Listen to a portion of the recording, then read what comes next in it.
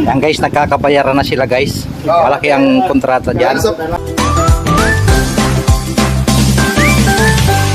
Dahil sa payong na yan, pag merienda nyo, tig 100.